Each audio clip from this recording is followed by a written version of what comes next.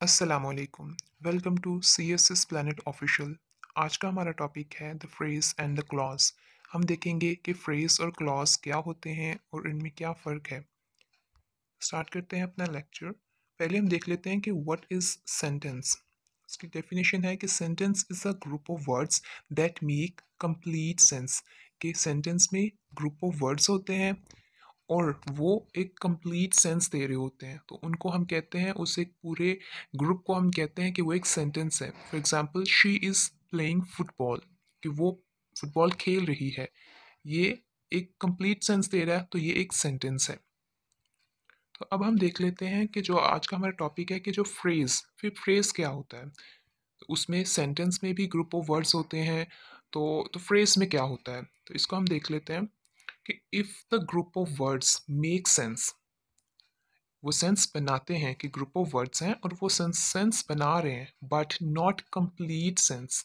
इस बात पर फोकस करिएगा कि वो सेंस तो देते हैं, कि कोई ना कोई मतलब तो देते हैं, लेकिन कंप्लीट सेंस नहीं देते, कि आप उनको पढ़ के पूरा मतलब आप नहीं समझ सकते कि कोई क्या कहना चाह रहा है। Then we call it a phrase, तो फिर हम उसको फ्रेज कहेंगे।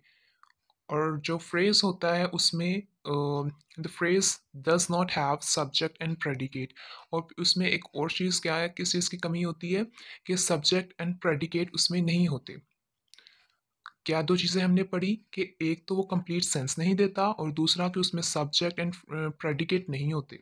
एग्जाम्पल हम उसमें देख लेते हैं कि इन अ कॉर्नर, ये है हमारे पास फ्रेज कि इन अ कॉर्नर। तो इसके बारे में क्या बता रहे हैं कि such a group of words which makes sense but not complete sense, तो उनको हम क्या कहेंगे कि वो है फ्रेज। कि इन अ कॉर्नर, कोने में क्या है, कुछ रखा है या कोई जानवर है, क्या है। कंप्लीट सेंस नहीं दे रहा, लेकिन एक सेंस दे रहा है कि कोने की बात हो रही है। उसका तज़किरा आया है किसी जुमले में, लेकिन किस बारे में आया है उसकी तफसील नहीं है, एक कंप्लीट सेंस नहीं दे रहा, तो इसको कहते हैं फ्रेज। अब हम देख लेते हैं कि क्लॉज क्या होता है। फ्रेज को हमने देखा था कि वो ग्रुप ऑफ वर्ड्स हैं, तो अब देखते हैं कि क्लॉज क्या होते हैं। क्लॉज होते हैं but if a group of words makes complete sense by itself, यानी कि ग्रुप ऑफ वर्ड्स भी है, वो भी ग्रुप ऑफ वर्ड्स है, फ्रेज भी और क्लॉज भी ग्रुप ऑफ वर्ड्स है, कि ये सिमिलैरिटी है उन दोनों में, ठीक है। लेकिन वो क्या करते हैं कि जो फ्रेज होते हैं वो कंप्लीट सेंस नहीं देते, लेकिन क्लॉज, इसके बारे में लिखा है कि दे मेक कंप्लीट सेंस, कि वो मुकम्मल एक बात को आगे कन्वे कर रहे होते हैं कि आखिर इस जुमले में कहा क्या जा रहा है, कोई कहने वाला क्या कह रहा है, तो वो चीज़ अच्छी तरह समझ में आ जाती है। तो उसके बारे में कह रहे हैं कि if a group of words makes complete sense by itself then we call it a clause, कि फिर हम उसको क्लॉज कहेंगे। दोनों में ये फ़र्क को समझिएगा, दोबारा रिपीट करता हूँ कि उसमें ग्रुप ऑफ वर्ड्स तो था, लेकिन वो कंप्लीट सेंस नहीं दे रहा था, लेकिन जो क्लॉज है वो भी ग्रुप ऑफ वर्ड्स है, लेकिन वो कंप्लीट सेंस दे रहा है अपने आप में, उसको किसी और की एज सच ज़रूरत नहीं है। मज़ीद इसकी और भी इसकी एग्जांपल्स या हम इसकी काइंड्स हैं क्लॉज की, वो हम नेक्स्ट वीडियो में डिस्कस करेंगे, लेकिन अभी के लिए ये फ़र्क समझ लें कि जो अभी मैंने आपको बयान किया। नेक्स्ट है कि द क्लॉज हैज़ बोथ, उसमें दोनों चीज़ें होती हैं। कौन सी चीज़ें, the subject and predicate in it. यानी कि हमने अभी पीछे क्या पढ़ा कि फ्रेज में सब्जेक्ट और प्रेडिकेट नहीं होते, लेकिन जो क्लॉज होता है उसमें सब्जेक्ट भी होता है और प्रेडिकेट भी होता है। लिहाजा ये एक कंप्लीट सेंस दे रहा है, एक उसके पढ़ने से पता चल रहा है कि उसमें डूअर भी है, उसमें जो काम हो रहा है, जिसके बारे में जो कुछ भी बताया जा रहा है, वो मालूमात, वो इन्फॉर्मेशन उसमें मौजूद है।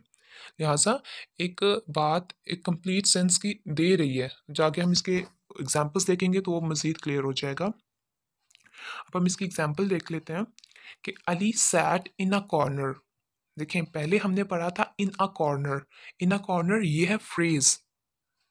फ्रेज किस में यूज हुआ, एक सेंटेंस में, एक क्लॉज में यूज हुआ है वो, कि Ali sat in a corner. तो ये एक कंप्लीट सेंटेंस है, एक मतलब दे रहा है। आगे बता रहे हैं कि such a group of words which makes a complete sense, कि ग्रुप ऑफ वर्ड्स भी हैं और कंप्लीट सेंस दे रहे हैं, तो उसको हम कहेंगे क्लॉज। नेक्स्ट हम इनकी कुछ एग्जांपल्स मज़ीद देख लेते हैं ताकि आपको इनका फ़र्क अच्छी तरह क्लियर हो जाए और फिर आप फ्रेज़ और क्लॉज़ को आपस में मिक्स ना करें और इनमें जो फ़र्क है, एक माइनर सा फ़र्क आप कह लें, वो आपको क्लियर हो जाएगा। हम फ्रेज़ की एग्जांपल्स देख लेते हैं। The sun sets in the west. देखिए एक पूरा एक जुमला लिखा हुआ है और उसमें इन द वेस्ट जो है, ये है हमारे पास फ्रेज़ कि ग्रुप ऑफ वर्ड्स तो हैं कि एक वर्ड से ज़्यादा हैं। इन भी एक वर्ड है, द भी और वेस्ट भी, बट ये एक मिले हुए एक ग्रुप बना हुआ है वर्ड्स का।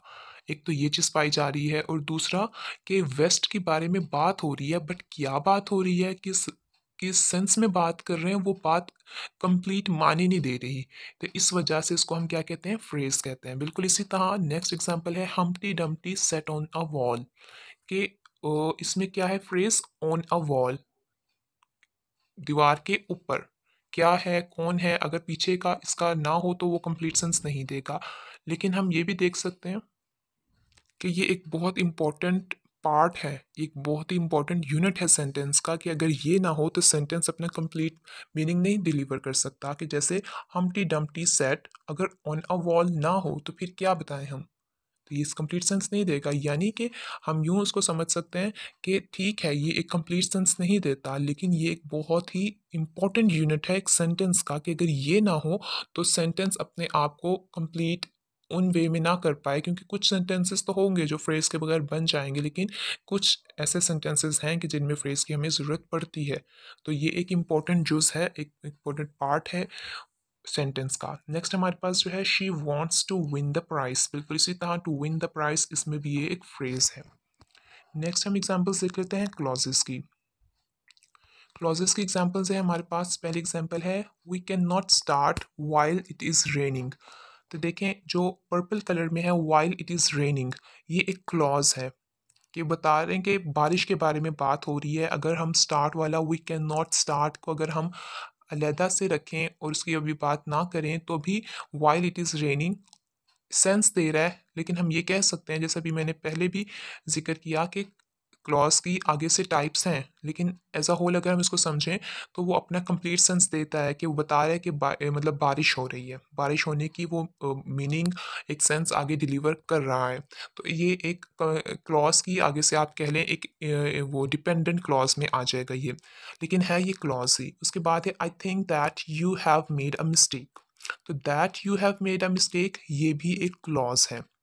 नेक्स्ट है आई लाइक आइसक्रीम, इसमें भी वो एक कंप्लीट सेंस दे रहा है, ये भी क्लॉज है और ये उसकी एक टाइप है इंडिपेंडेंट क्लॉज, जिसके बारे में हम नेक्स्ट वीडियो में पढ़ेंगे। तो आज का लेक्चर यहीं तक था, मिलते हैं नेक्स्ट वीडियो में। अल्लाह हाफिज़।